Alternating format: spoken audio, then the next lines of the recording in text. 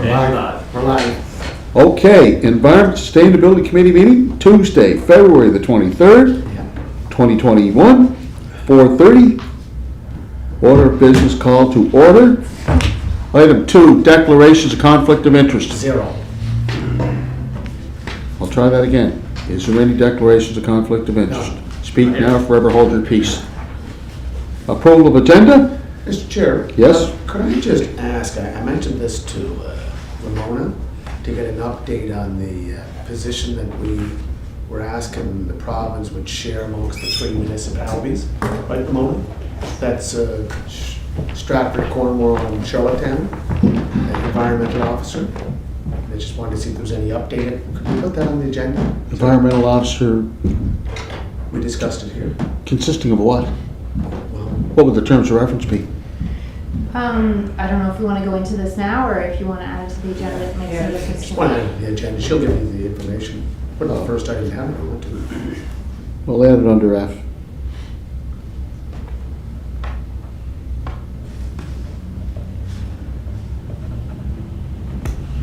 Okay. Approval of agenda? Move, second. Approval of minutes, January 22nd, 26. 2021. And February 11th, 2021. Oh, Okay, motion carried. Business arising from the minutes. no. Reports and discussions. Sustainability procurement, FCM funding application. Katrina. Yes, thank you, Mr. Chair. So this report is to update you on a potential application to the Federation of Canadian Municipalities for one of their study funding streams. And so under that stream, projects can be funded that are studying any initiative that will yield strong environmental, social, and economic benefits. The fund provides up to $175,000 in funding and covers up to 50% of costs. So the project we're proposing is around sustainable procurement, which we've talked about a little bit in the past couple of months. In December 2020, this committee approved the city joining the Canadian Collaboration for Sustainable Procurement, or the CCSP. So we've done that now. And the reason that we chose to do that is because sustainable procurement policies and procedures are a very powerful way in which an organization can reduce greenhouse gas emissions, waste, and ensure that the dollars being spent are promoting fair labor standards, equitable economic development, and community building. And as well, we have committed to these things within our ICSP and community energy plan. So although we've joined the CCSP, it is just a first step in achieving our sustainable procurement goals. It's quite a large area and requires dedicated attention and the creation of specific policies and procedures to achieve the many environmental, social, and economic benefits that it can yield. So to this end, we're proposing an application to FCM to conduct a study around sustainable procurement practices. We're working closely with the city's finance department on this, and they're in support of the project. And we've also approached the town of Stratford and the town of Cornwall to partner on the application. So Stratford has agreed to that partnership, and Cornwall is sort of in the final review processes and will advise us prior to submitting that application. So the proposed study would result in the creation of a sustainable procurement policy and associated action plan for each participating municipality. So it would involve spend analyses, identifying areas where there's an opportunity for the implementation of sustainable procurement practices, developing monitoring and reporting, involving key performance indicators, and creating procedures, tools, and training modules. So there would be an individual action plan and policy for each municipality, but a lot of the work would benefit all 3 municipalities. So the project would eliminate duplication of effort and allow for greater collaboration. So if all partners end up taking part, the proposal would be for a $40,000 project. So $20,000 of that would come from FCM, $5,000 from Stratford, $5,000 from Cornwall, should they choose to participate, and $10,000 from us, which would be included in our 2021-22 budget. Good. Thank you for your report, Katrina. Is there any questions for Katrina? Yeah.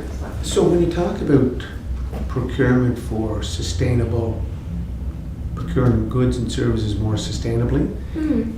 If you look at our local markets, will this give us an idea what's available for sustainable products and goods and services within Within the local, local market, within the regional market, instead of always going to Ontario, Quebec, and yeah, I mean, that's certainly one potential. I mean, this is a really huge area. So looking at local procurement, certainly one thing I do know, I haven't gotten too far down the rabbit hole there, but I do know that in some instances, there can be some violation of trade agreements when around the local realm, but certainly promoting that as much as we can would be. So the violations would be interprovincial trade barriers? I Is that what believe you're so, talking- and is then that within, what I you're think there's an talking Atlantic trade agreement there's as well. like Atlantic it's- procurement agreement. Yeah. Yeah. about? Yeah. So there is, I'm not familiar with all the ins and outs of But that, the interprovincial trade, there's barriers there and there's obstacles there. So is that what you're referring to? yes, yeah, just Okay. within the promotion of local, like we can only go so far down that road, but certainly the project could involve figuring out how we can support local to the fullest extent of our abilities, and that sort of thing. Okay, so again, the emphasis is on local. I know we have the Atlantic procurement, but this keeps coming up time and time again. And the challenge is we want to support our local businesses here, and then sometimes we're constrained by the Atlantic procurement, but other provinces seem to find a way to help to support their own local businesses. So please keep that in mind. Is there any other questions for Katrina? Greg? Just not so much a question, thanks Chair, for Katrina, more just around the Atlantic procurement. I mean, some of these RFPs that we put out, it doesn't force us to take the lowest bid. So we do have a choice to pick and choose who we want, as long as the numbers are somewhat comparable. Yeah. So we do have that. So again, that within our realm to be able to choose that. I was just wondering if you needed a commissioner tonight. Yes. I think so. Cindy says yes. Okay. Yeah, thank you. That's all. But every time we get into these discussions, Mr. Kelly, the CAO, will always reference the MGA. He will always reference that. And I don't know, I know one time you brought it up, Greg, and I don't think there's anything in the MGA where it specifically states that you must accept the lowest bid, No, it's not the right? MBA. So it's not really in the MGA, but I don't know why. It's in our contract, Pardon me? it's in our documents. Our City of documents. Charlotte. Okay, so I don't know why that reference is always being made to the MGA when it doesn't illustrate that fact. So, I believe the MGA, what he's talking about there is that the City of Charlotte is tied into the Atlantic Procurement Act. yeah, well, as I I've been saying here recently, as far as the Atlantic Procurement Act, other provinces are finding a way to help support their own businesses when it comes to goods and services, and I think we should be doing whatever we can as well. So, is there any other, Julie, do you have a question for Katrina? I No? think it's great. Okay, so, okay, So, you know what, I'm gonna ask a question here. yeah, Like sustainable procurement, I know you talked a little bit about it. It says here, we're fulfilling, Charlotte has first step in fulfilling its commitments to sustainable procurement on the community energy plan, the integrated community sustainability plan.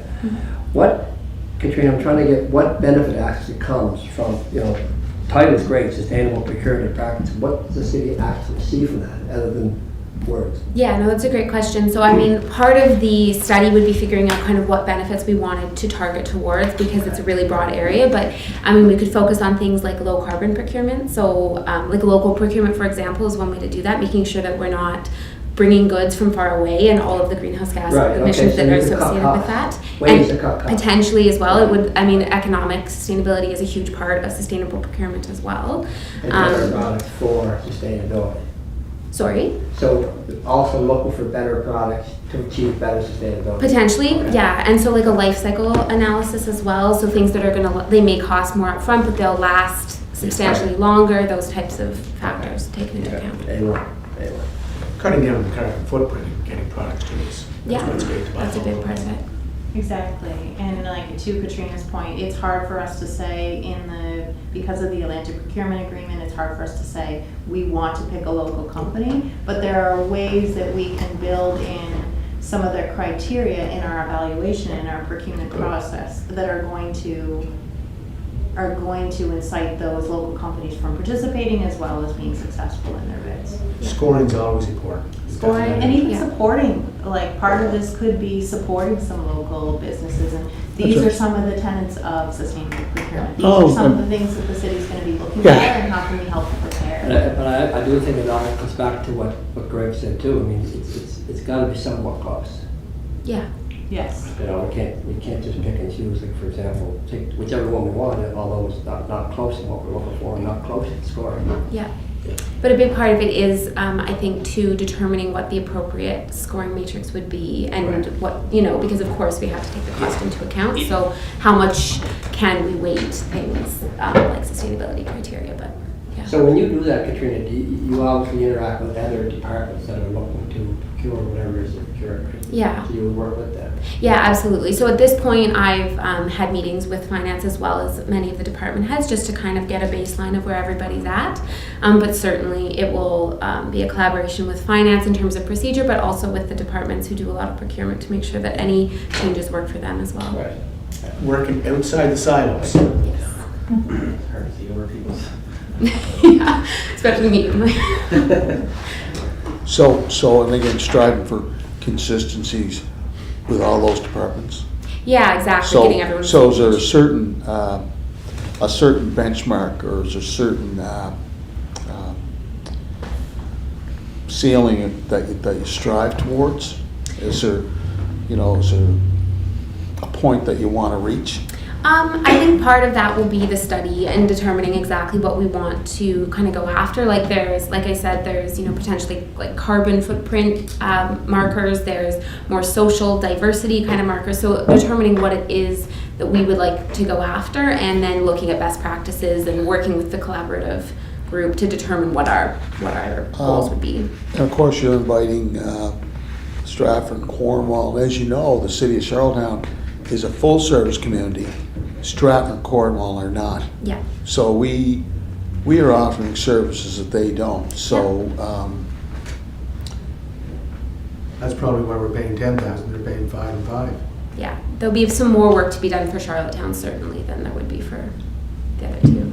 okay. So any other questions for? No, sir, that's great. Thank you very much. Is there a motion for this resolution? Nope, it's an update. Okay. So just to That's- clarify, this amount was in the existing Budget. environment sustainability operating Okay. budget. So you can spend it for this fiscal year. But, it's a good report, Katrina. This fiscal year. Next year. Oh. Yeah. great. Okay. Healthy Communities Initiative funding application. We're back to Katrina again. Yes, so another proposed funding application update for you. So the government recently announced a $31 million Healthy Communities initiative, and it's being delivered by the Community Foundation of Canada, the Canadian Urban Institute, and a few other partners. So the initiative is to fund small-scale infrastructure projects that create healthier, more resilient communities, and specifically as cities adapt to the challenges of COVID-19. So although they are funding some physical infrastructure projects, they're also funding, they're placing a priority on social and digital infrastructure as well. So the fund provides up to $250,000 per successful project and can cover up to 100% of project costs. So the Sustainability Department has been collaborating with the Parks and Recreation Department to put this application together. And the major intent is to revitalize some of our outdoor community spaces within the city. So as you'll see, there's a number of aspects to the project. The first one is adding bike racks and rest stops. And so that will obviously improve people's ability to get about the city and between different community spaces. The second is purchasing outdoor rink kits. So they will increase the usable days of the existing community rinks each winter. And they will also reduce the required frequency of flooding. So that will reduce maintenance requirements and water consumption. The third one is a 100 benches initiative. So that would add 100 new benches to green spaces around Charlottetown. So it would make them obviously just nicer places to be for everybody, but also specifically for those with reduced mobility. The fourth one is upgrading some of our community vegetable planters to incorporate self-watering designs and also adding a few new ones. And then the fifth one is a revitalization project around underused neighborhood parks. So it would involve things like adding art and mural projects, especially for highly vandalized surfaces. So as an anti-graffiti technique, adding shade structures, some seating, tying in with the bench initiative, maybe some activities like life-size chess sets, outdoor musical equipment. And we do want to engage the community in that component. So doing some polling to see whatever parks we select, which will be spread around the city, to see what people in those neighborhoods are looking for in their neighborhood parks. And then to kind of cap that off, we propose doing a community engagement initiatives in the various parks. So musicians, workshops in the veggie planters, maybe some cycling workshops as well. And so all of this is just to kind of tie in with what we've seen because of COVID and how important these outdoor spaces are for our community all the time, but especially while physical distancing is required. And so really our intent is to provide access to comfortable, vibrant outdoor green spaces to people all around Charlottetown, and reaching as many residents as possible. So our proposed budget is the $250,000. The city would not be required to contribute funds to that. So our greatest financial contribution would be the project support in staff hours, but there will be funds requested as part of the application to fund some of those staff hours. So Katrina, Yeah. 250,000 comes out of the 31 million. Yeah. That would be up to 100% of the project. So for example, when we look to launch the 100 benches initiative, we should be able to lower the cost of what people pay for a memorial bench. Be a great idea. We're getting these for free, Yeah. basically for free, or even if we got to pay 20-25%, because we're up to $4,000 now, or $2,000 $2,000. for a memorial bench. From 600 to 2,000, 300% increase. So, is that something that's in the works now of getting some benches ordered, or do you talk to the Parks and Rec staff to see what kind of order? Yeah, so the whole thing is sort of a collaboration with them. They've taken the lead on the benches. So I know Nancy and Dean are working on, they got me some pricing on benches. I believe it's the kind that we would be building ourselves and just buying the materials for, if I'm not mistaken, but I could get some more details from Nancy on that. Well, I think it's a good idea. I think, that's, because I mean, there's a lot of people who like to have a memorial bench, but they can't, they get to the point now, it used to be $500 and it jumped up to $2,000 or $2,500 maybe. 2,000. 2,000. But, with this type of program, at least for a little while, we can either eliminate or reduce it. If we cut it down to 1,000. And I wonder, can we get more than 100 benches? Potentially, I think it'll kind of. I'm not looking for more, I'm just. Yeah, I mean, certainly we could ask for more within the budget. It's just whether there's the funds there with everything else that's being Well- proposed. But if you partner with the memorial bench and they pay a little bit, then we should be able to expand. Yeah, that's true. number-wise, right? Well, that, or, that's what I'm saying, I just wonder, like, if they covered 100%, Yeah. then there's not too much Right. a cost. Or just have Or they 100 covered benches. 75%. I think, yeah, I'd like to look at some kind of a 20%. Yeah. I'd like to look at some kind of a partnership, cost sharing. Katrina, if you could go back, I mean, 100 benches, I mean, maybe we'll strive for 200 benches. And do a cost sharing program. That's what you're Yeah, proposing. if we can explore that, just see if we can explore it, Certainly. please. Yeah. we can absolutely explore it. Is besides the incentives the initiatives that you illustrated here, is there any other ones that you didn't list here that we could also explore? I mean, maybe we did an increase in this particular budget. Is there any other options or any other opportunities? I mean, I like all the ones that you have here now, but is there any others, any other initiatives that we could look at or pursue? As part of this application? Yes. To what end? I don't know, I'm just asking. Okay. I don't know. I'm sure that there are other things that we could do, but. Yeah, because you know what? We had a good, we sat down with Parks and Rec, and Katrina set this up, and we had kind of a brainstorming session. And Right. what we tried to focus on, and this is the feeling I'm getting from where we're at budget-wise, is we tried to focus on those items that we would like to do this year, or that maybe didn't make it in the budget. Yeah. So Yeah. for instance, the bike racks were one of the items that we might have to cut in our capital budget this year. But this is a program that we could use in order to ensure that that still Keeps it happens. going, yeah. The community planters was also something we Yeah. discussed as part of our budget. The outdoor rink kits, for instance, are one way that we could actually save a lot of staff time if we make the investment. So while we're So definitely we were wanting to. ordering them, so I assume somebody talked to our Parks and Rec staff. Yes. Yes. Okay.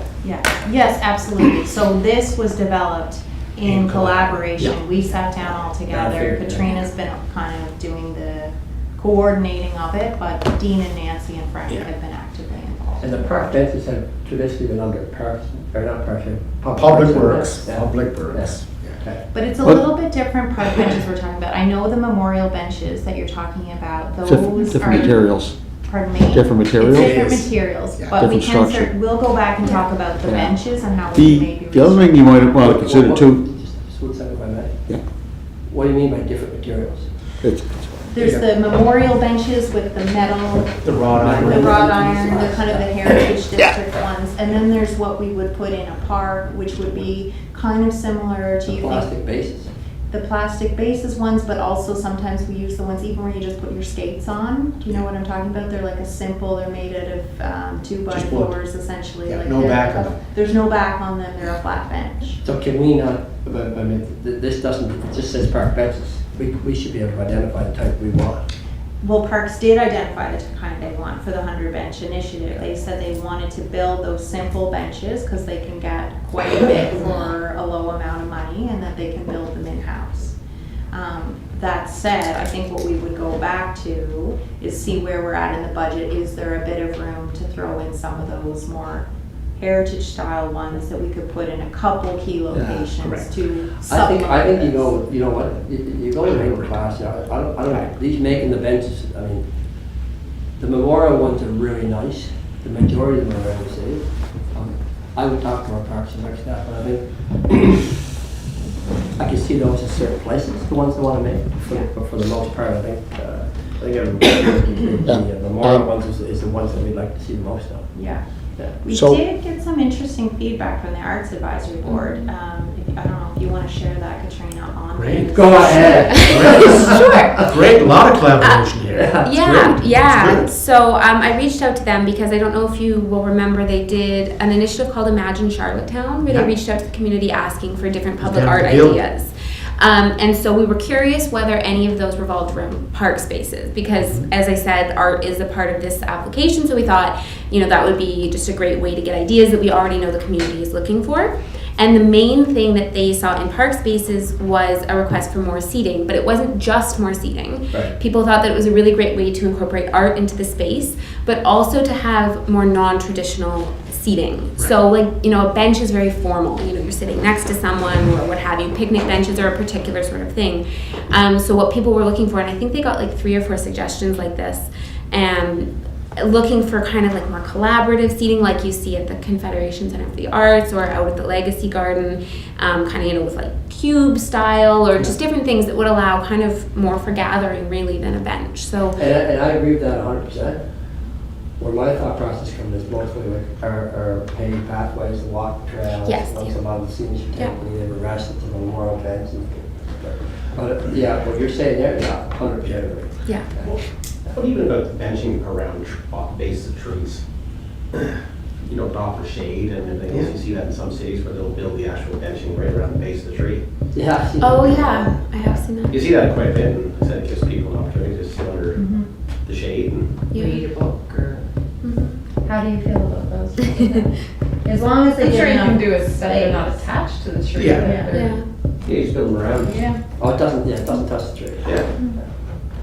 Look, the initiative, Katrina, is great. I think where it says revitalizing community spaces, improving accessibility for those with reduced mobility is an essential component of building a healthy, vibrant city. You got it right on, so I'm And you're supportive. collaborating with other departments, which is excellent. Yeah, need more of that. So Katrina, do you know, when it says up to 100%, is there any guidelines of what the criteria would be for what does qualify for 100% funding and what the other numbers are? No, so I did reach out to them to request that information. I haven't heard back yet because we were wondering. But one thing we are planning on incorporating, hopefully, is, so if you remember Jessica, has that come? Did we discuss that here? Yep, I think so. So we talked about the Robin Hood Park. Yes.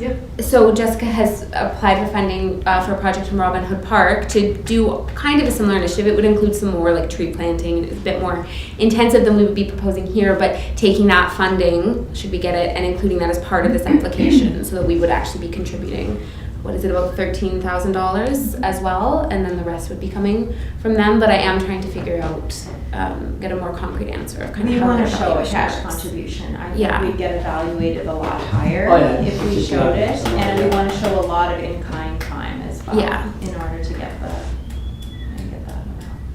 Yeah, and just on the benches, again, because we would be maintaining them after that. So, as far as in-kind or whatever you want to call it, but the department talked to you about that, but usually with the memorial bench, we're always maintaining it. Hmm. And this price now, is that every year they have to pay for memorial bench or just once? Start. That's the start. It's probably gonna go up because of the prices. So it is every year. Yeah. They have to pay- No, you pay, it's a one-time Oh, price. it's a one-time. It's a one-time. It's just a one-shot deal. 2,000. So, That would be. Such a commitment. Well, you know what, you want to build your own bench. We just, Yeah. new source of revenue. the other thing is you might want to consider benches on the floating dock. You might want to consider that as well. Yeah, we can. They have them on the phone now. Yeah, but I mean, You if want somebody more? wants them, what? You want more? Yeah, if somebody wants to buy one, why not? Oh, you mean the memorial, what's there? Yeah. Put a tag on it. Yeah, sure. Or if they want to add one, add another bench to it, why not? They're not wooden though, they're making these benches. Yeah, I know, but anyway, explore it. Yep, certainly. That's an excellent report, again. Katrina? Chair, could I just ask, I just got a text from my wife and Laura, Eloise, I have to head home soon. No, I'm sorry, you got to stay here for the duration of the Could I meeting, just sir. ask, after we moved up, President? to get some input or information on the environmental officer, could I just ask that to be put up? Yeah. To see? So you want to be dismissed early? I don't know about that. Just, is that all right, guys? I just have to. Yeah, of course. I just- So, Mr. Chair, just for your background information, we took this before you became chair of the committee. We have long seen issues with sedimentation issues and pollution control issues in our riparian areas in Charlottetown. When that happens currently, we call the province because that is within their domain. Yep. And they have an environmental enforcement officer that would come out and address the issue. What we're hoping is to allocate a more focused position to urban watershed issues. Right now, in the summer months in particular, they would be mostly concerned with pesticide use in agricultural areas. But what we're hoping is that we could dig into more some of the development issues that happen and how streams are protected in those cases. So we made a request to the province, the 3 municipalities made a request to the province, and Yeah. Julie was involved in this too, so we got together with a few different groups to talk about some of the challenges that we were seeing, and we suggested that either they allocate someone on their staff as an urban enforcement officer, or they consider subsidizing a position for us for support for environmental enforcement.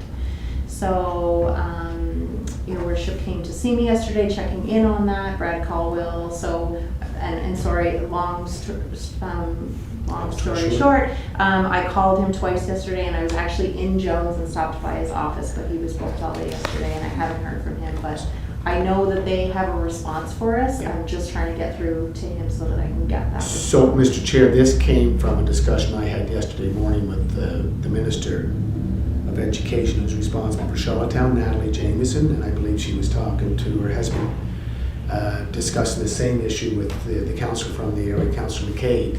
But she felt that when she left the department, that it looked like it was gaining some momentum, and that Ramona should reach out to Brad Caldwell, is it? It's Colwill. And so she reached out to him, and I think that'd be great news if this could develop into a, Well, I think the what- shared- timeline got thrown off with the ministers changing, but I do. So what's the impact, or how does this, what's the relationship to Alistair? What role does he play? So Alistair is here on the city side to help in that effort, of course, but he's not going to be, he can't do enforcement of provincial regulations. So this person would have the credentials to do enforcement? That was our intent. It would be an enforcement role, but To deal with pesticides? no, to deal with riparian zone protection and stream protection. Okay. Did the province give us permission on that? Well, that's what we're discussing. We haven't heard yet. Stream and, Riparian, so riparian, when I say riparian, that's basically just means the riparian zone is the area of the stream. So it would be the banks on either side. I think they have 15 meters from the middle of the stream on both sides is within okay, provincial I jurisdiction. understand. so Mr. Chair, if you go out to Andrews Pond or Yeah. in Wrights Creek, the construction that's going there going on the east side, Yeah, Bob McKay, the enforcement officer would ensure that the silt fence, the bales of hay, everything is in place to secure any sediment running from the so construction. who's doing it now? Well, right now, who's doing it? The province is technically, it's under their purview. It's just that their focus tends to be on agricultural Yeah. issues. So they're Okay. more, they'd be more likely to be called out to a fish kill than they would be to a Okay, I road see. project. in Okay, Charlottetown. no, let's pursue it. But I think some of the hope that watershed group was looking for, to be honest with you, was whenever there's been development within the watershed area, there's times that they dig a hole, they store the clay around the site, and it stays for a year. Yeah. And then every time you get a rain or heavy rain, all that sedimentation is running off, it's running into our stormwater system, it's going into one of our watersheds. Yeah. And I think what they were hoping for was, is to get a kind of an end date when the hole is dug. Then when's it going to be grassed over? Now I know in the Love subdivision there was a number of properties that were built, people moved in, were living in them. These were apartment buildings, and the lawn still wasn't done for almost 2 years. Every time it had rain, guess what? Love subdivision, I can recall that time, and I do recall the chair of planning at that time. Yeah, and what's your point? Love subdivision, Yeah. and that was all constructed. Yeah. Well, at least we got a step in the right direction with it. Brad Colwell. Yes, because I just got his name up in the directory. It's a good start, and I think Alistair will be part of this. He would work very closely with that This is person. great. Yeah. And it's 3 communities, Stratford, Cornwall, and Charlottetown, correct? Yes. And thanks to Councillor McCabe, who started the conversation, I believe, with Natalie, did you not, about this position? Here we look at what we can do to do better. Yeah. Okay, so we'll continue on with that initiative. Great. Up So, to a later date. Yeah. So if we go back to our agenda, Thank you, sir. municipal strategic component of gas tax funding, application official plan and sustainability. Ramona. great. So just another funding application that we've got on the go. We've been really busy this year. We're looking for money. We're gonna find money for us. The gold diggers. Yes, yeah. Yeah, Gotta so. go around the campaign. Essentially, It's pretty good. we had included 20,000, if you remember, in our operating budget that we reviewed last meeting for an update of our integrated community sustainability plan.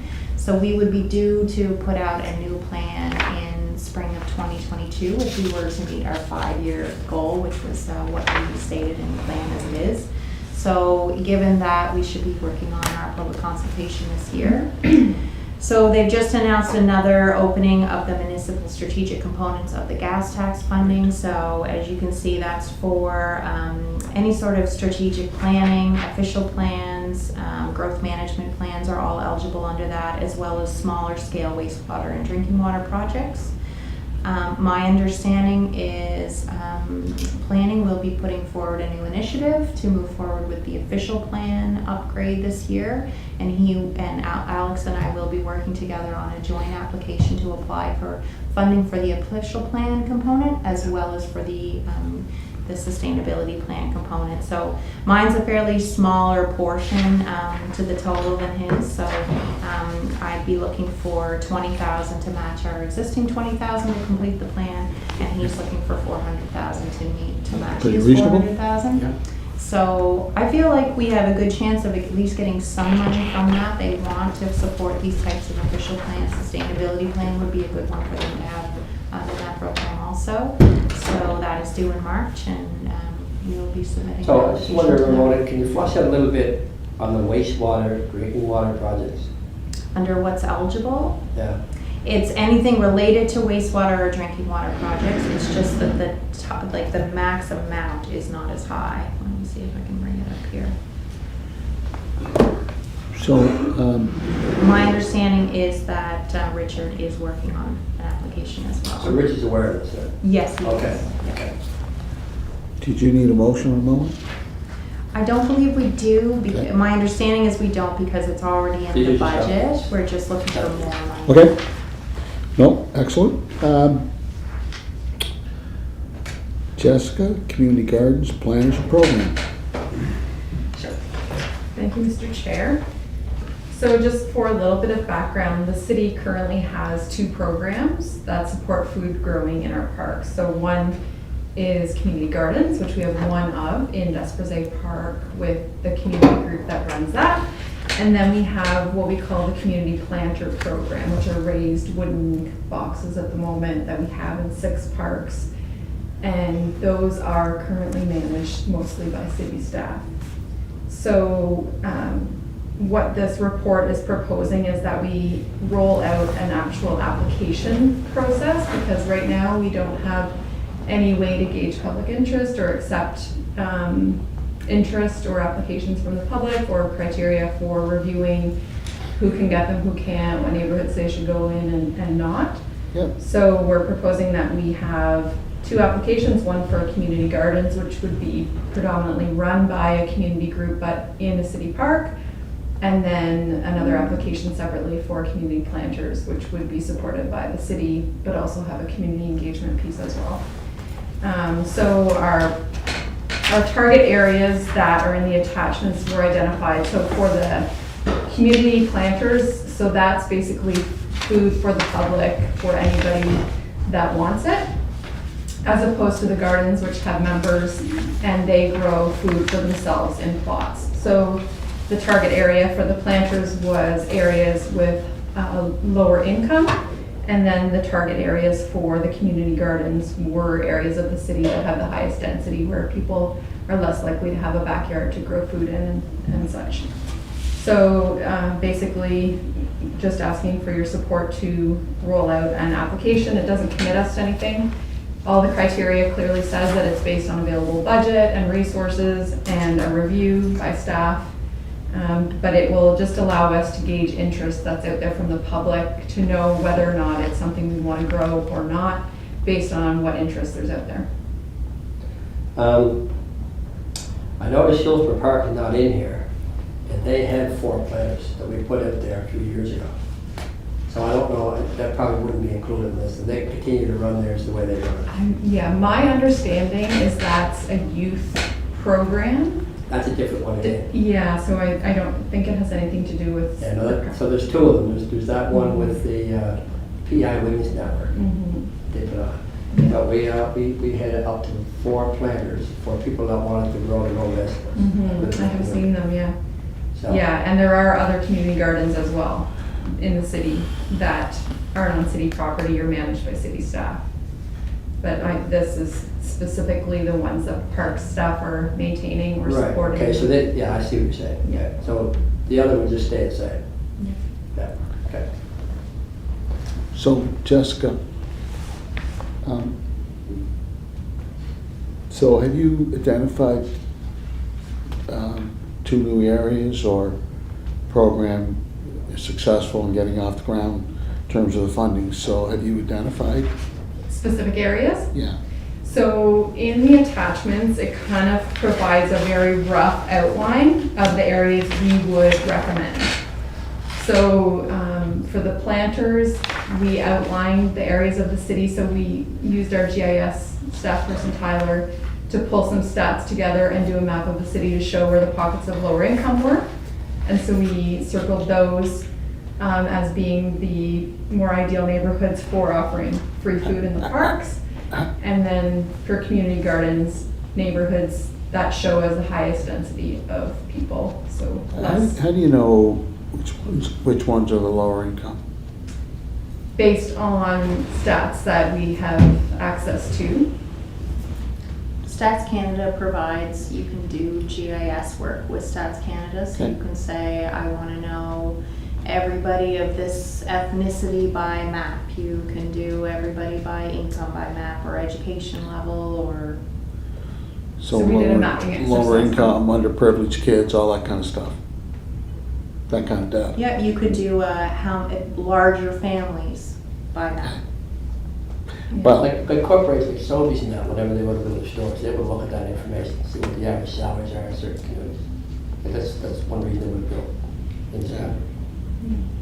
We're starting as a department to try to use this more, just to kind of make some of those informed decisions when we're doing, okay, we want to work on a project of this nature, where are we going to put it that it's going to be the most benefit to people? I asked you a question about some of these groups that are involved with the community gardens. Are all the ones that are involved, are they all committed, like are they all in consistently all the time, or is it just some of them are committed and some of them just kind of come and go? How does that work?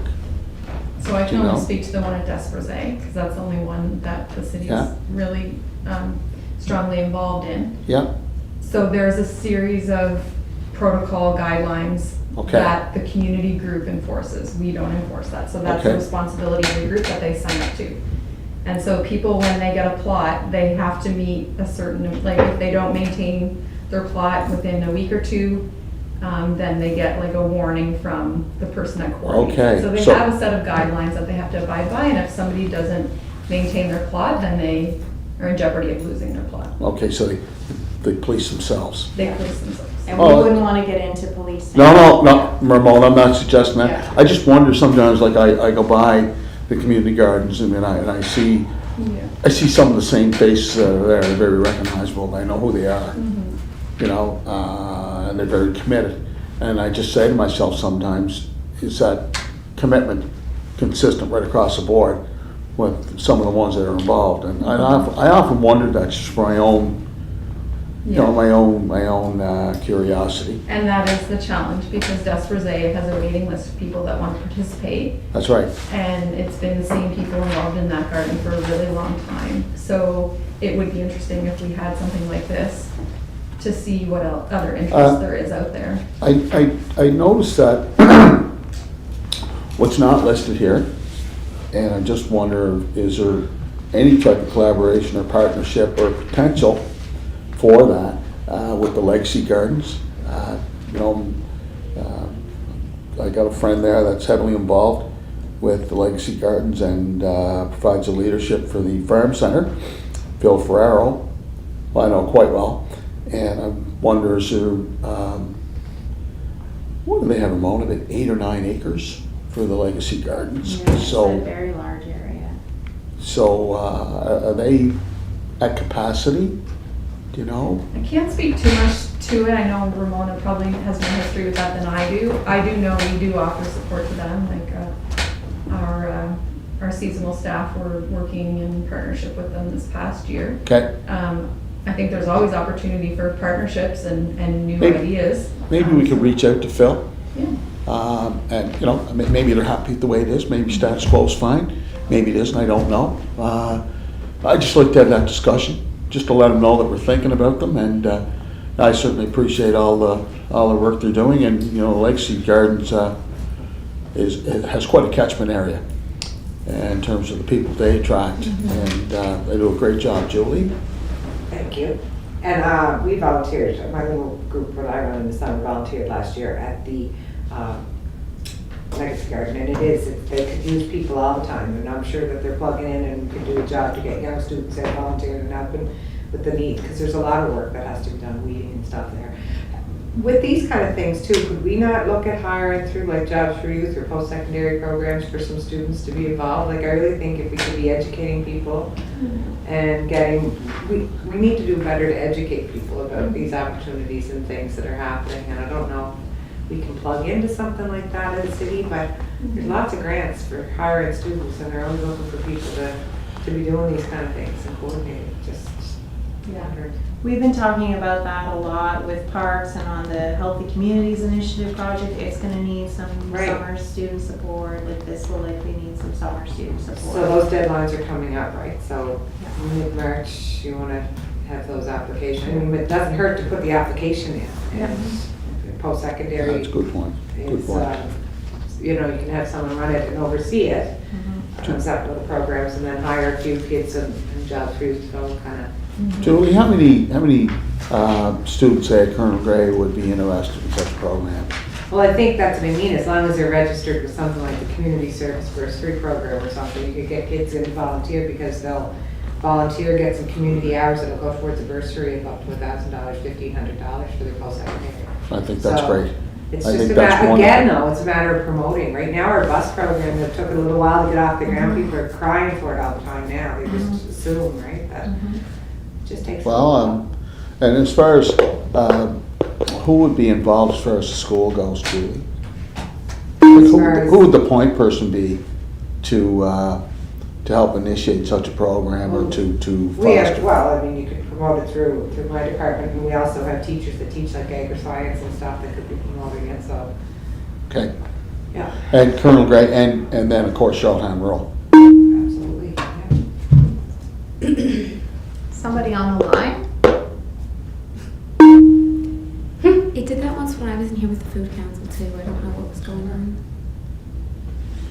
Okay, is there any other questions for Jessica? Great, okay. Julie, I'm Terry, good. Yeah. thank you for a report. Good report. Well researched, very in depth, and good discussion. Thank you. All right. Here's an interesting one. Pest Control Services Award. Ramona, please. Okay, so as you know, we discussed going out to tender for our skunk and raccoon removal services.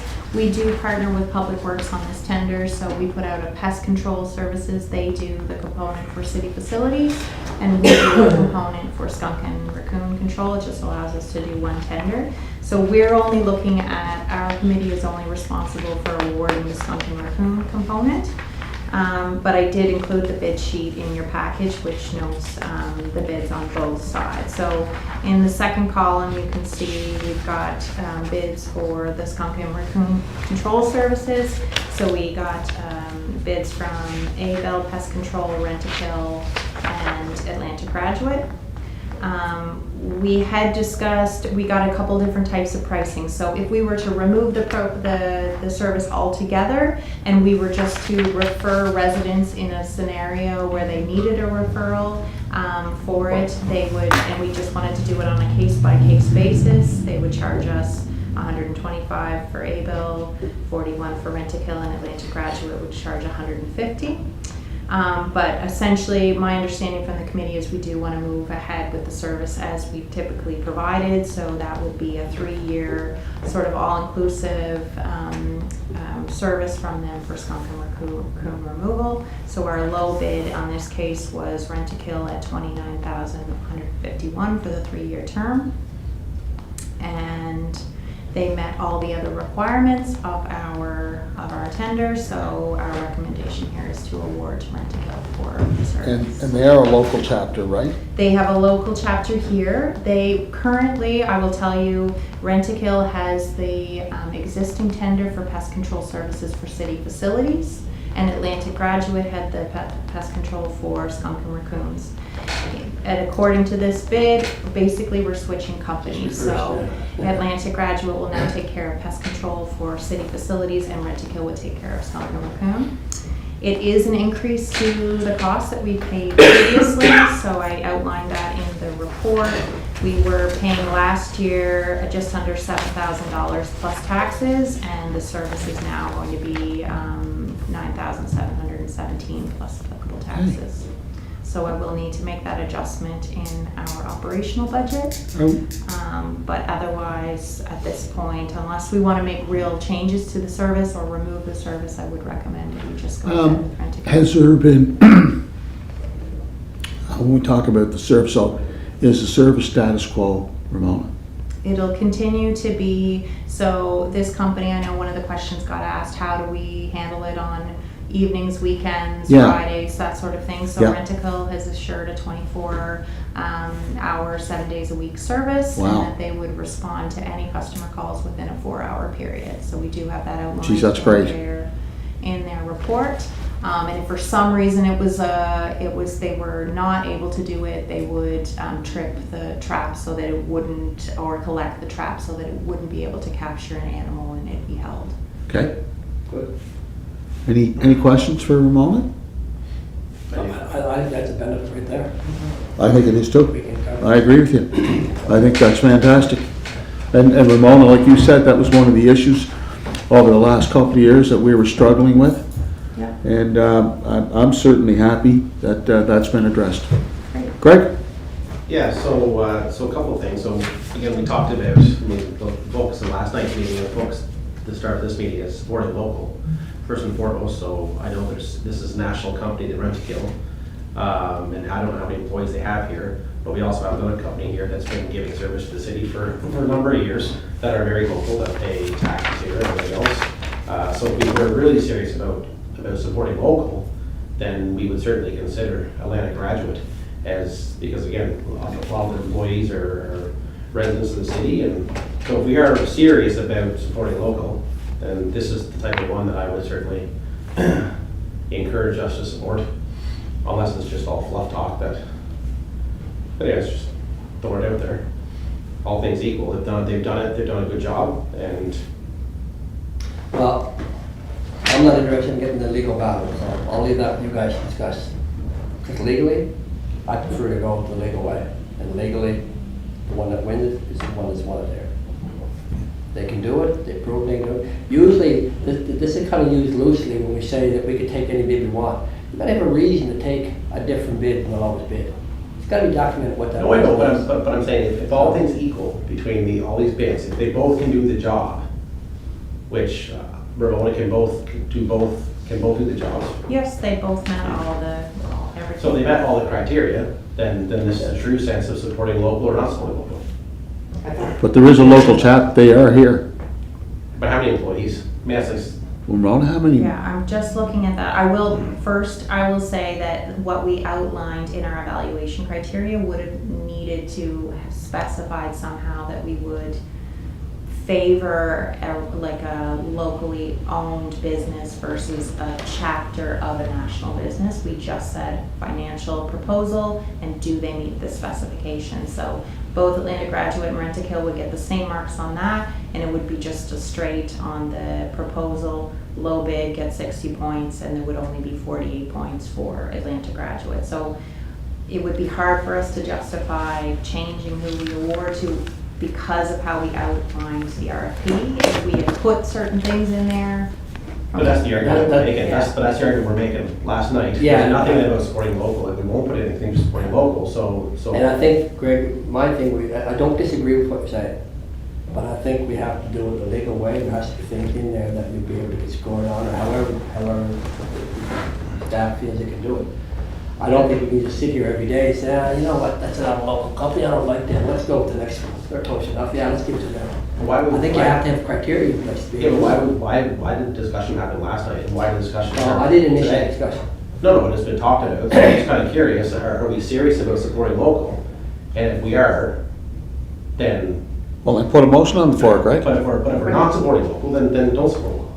No, I mean, listen. it didn't change last night, we're still gone with company, because Yeah, we but- were told we couldn't, No, correct? because the ratings, no, because the ratings were so far Pretty, off. yeah, it was 50 points in the difference. Okay, but are they not both getting a piece of this? Yes, they are. They are. At the end of the day, Atlantic Graduate and Rent-A-Kill are essentially switching contracts.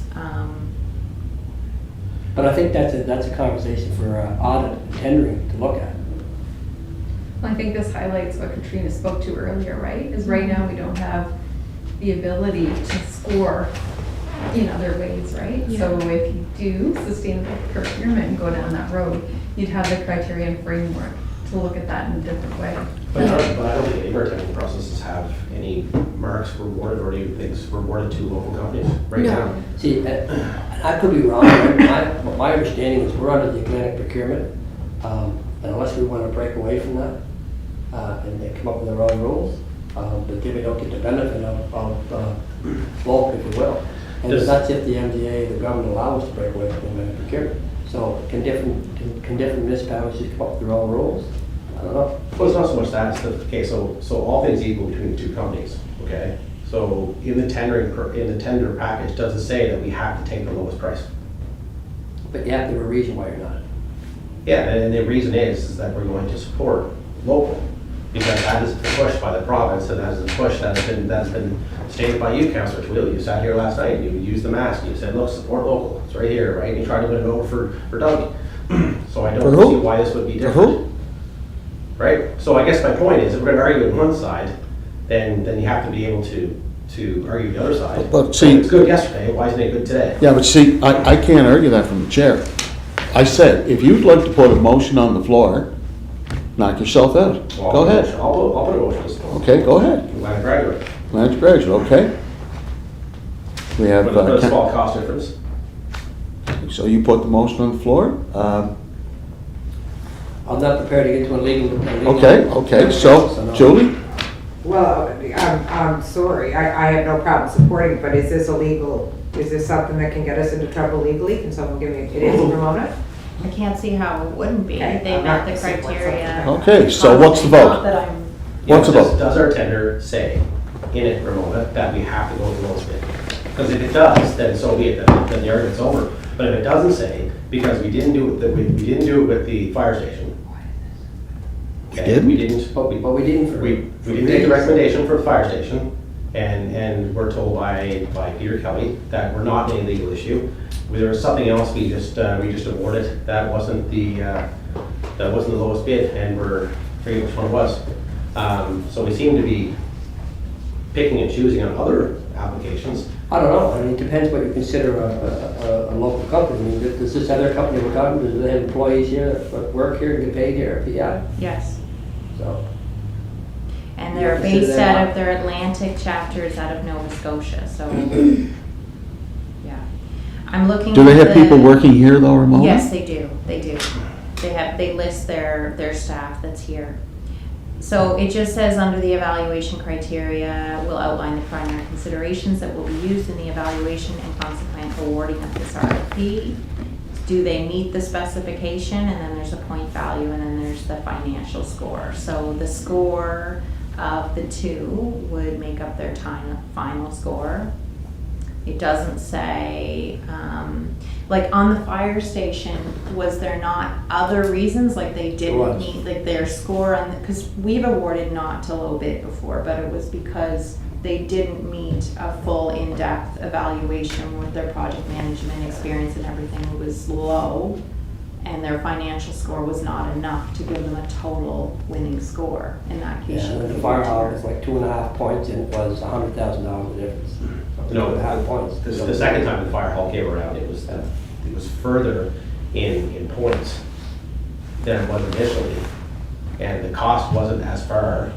And the reason why, if you recall, is the fact that the two local companies, one was using a consultant from the States, the other was using a consultant from Canada that both had experience. The one in the States had more, but we still went with the company that was lower ranked, better price, with a consultant that is from Canada, is the argument that was made. So again, it seems Well, I like think we're, that made me one argument. I think the other one was it was still $51,000 of difference, and an architect, can an architect build a building that's store fire trucks? I don't think so. So if you want to pay $50,000 more, because somebody gets Listen, an expert from the United States as opposed to Canada? Ultimately, it's not a hill I'm ever gonna die on. No, no, My but I point think is you that- have, I think you have to put criteria in place before we can pick and choose who we want without a reason. My point is that we've heard it the last 2 days, that it's supporting local, supporting local, supporting local, okay, no matter what the criteria was. Here we have all things equal, both companies can do the job. And now we're not deciding to support a local company, I'm not talking about a chapter of Living here, I'm talking about a true local company who has done the service for. No, I don't agree with it, or I do agree with it. I mean, if I could do it and it was legal, yeah, probably would. But if it went to court, would it stand up? I'm not sure it would. So Okay, so- Cindy just pointed out, do you want to just read that clause that's at the bottom of all of our bid sheets? Cindy, if you don't mind. Close it.